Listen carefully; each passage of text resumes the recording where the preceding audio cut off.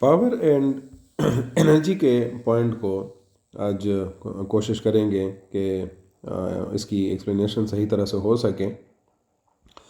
Mainly जब हम power को टेक्स्ट बुक डेफिनेशन के मुताबिक देखते हैं तो वहाँ पर हम ये मेंशन करते हैं that is a rate of doing work. ठीक है, अब जाहिर है उसका जो आप रेट ले रहे हैं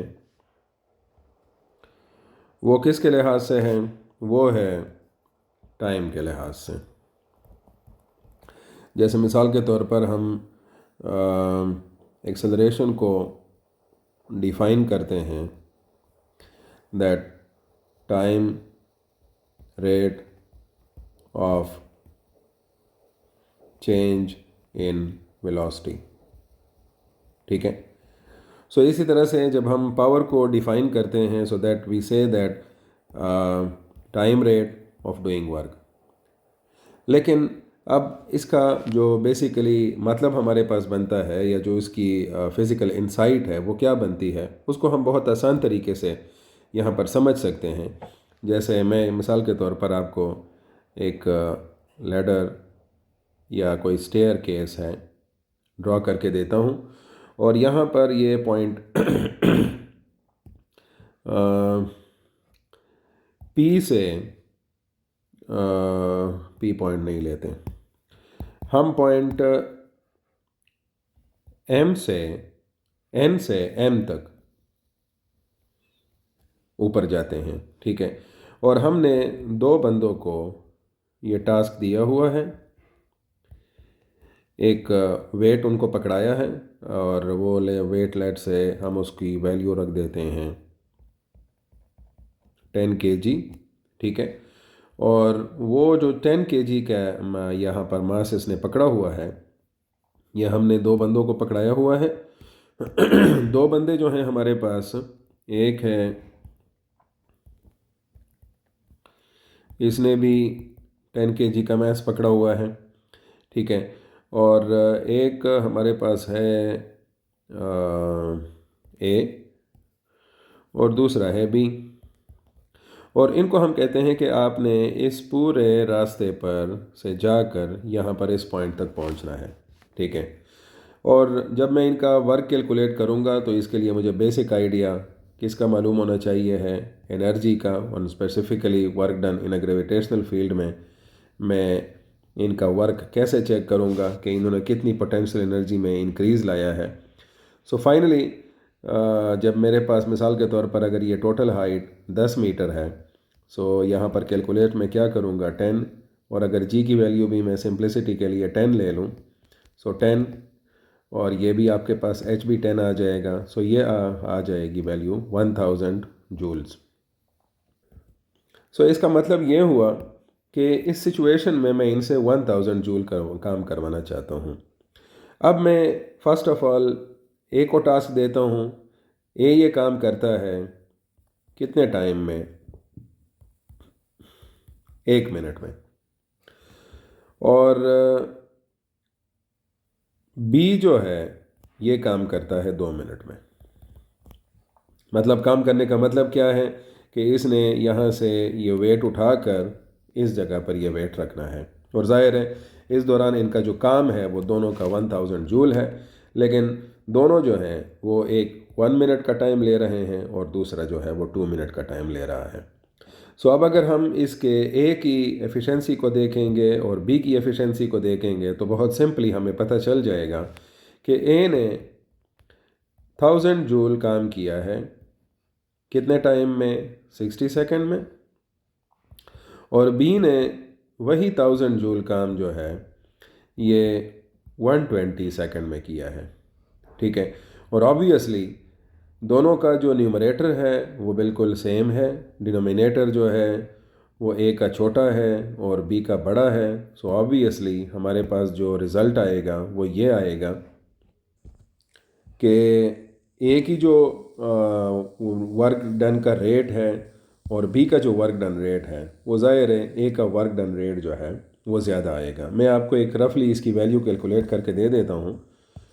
लेट्स से इसको मैं सिफ़र और सिफ़र यहाँ से काट देता हूँ और 6 1s are 6 and 6 16s are 96।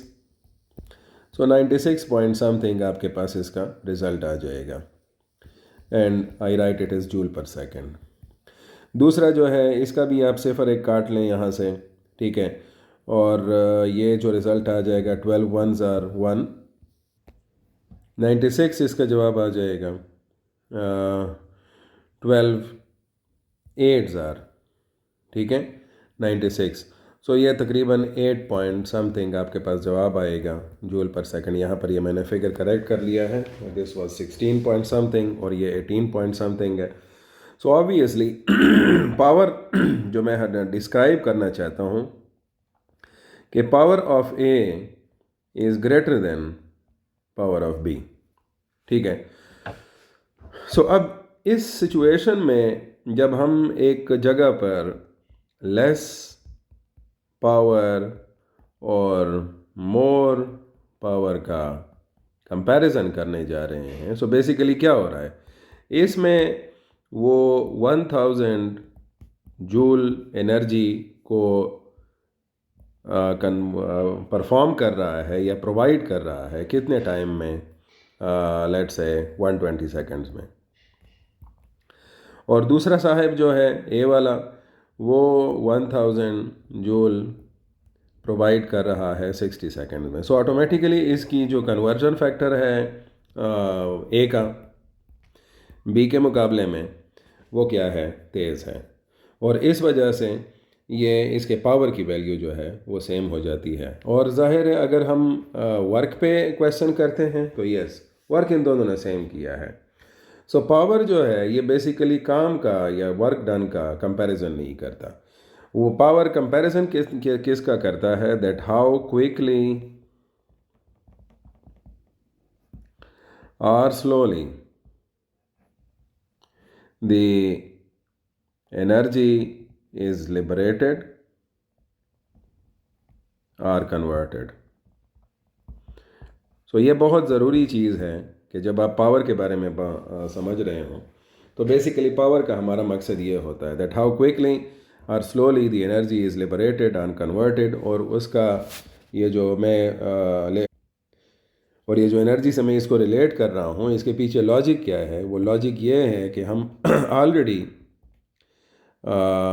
Work energy principal पे बात कर चुके हैं, ठीक है, पिछले लेक्चर्स में। और वहाँ पर मैंने क्या कहा था कि वर्क एनर्जी प्रिंसिपल का मतलब ये है कि जब भी आप किसी सिस्टम पे वर्क करेंगे तो वो हमारे अपने लेवल को यहाँ पर मैकेनिकल एनर्जी तक रिस्ट्रिक्ट करेंगे। सो या तो वो इसकी किनेटिक एनर्जी में चेंज लेकर आएगा और या इसकी पोटेंशियल एनर्जी में, और दोनों एनर्जीज़ में भी एट ए टाइम चेंज लेकर आ सकता है। हम आइसोलेटेड सिस्टम की बात कर रहे हैं इसलिए हम उसमें हीट एनर्जी का इंक्लूजन नहीं कर रहे यहाँ पर। अगर वो करेगा उनका एयर फ्रिक्शन इन्वॉल्व होगी या कोई फ्रिक्शनल फोर्स तो ऑटोमेटिकली हीट एनर्जी का भी चेंज इन्वॉल्व हो जाएगा या हीट एनर्जी शामिल हो जाएगी इस रेस में। सो इस तरह से then we define power as work by time, sorry, और ज़ाहिर है इसका अगर मैं यूनिट लूँगा सो 1 जूल पर 1 second and that is equal to 1 watt, ठीक है। तो अगर 1 जूल का काम 1 सेकेंड में हो रहा है सो ये आपको 1 वाट की पावर मिलेगी। अब थोड़ा सा आप अगर इस एग्जाम्पल की तरफ दोबारा वापस आएँ सो उसमें आप देख सकते हैं कि एक जो है वो 16 वाट की पावर परफॉर्म कर रहा है और दूसरा जो है वो 8 वाट की। सो ऑटोमेटिकली आप यहाँ पर इसमें बहुत आसानी से कंपैरिजन कर सकते हैं लो पावर और हाई पावर की।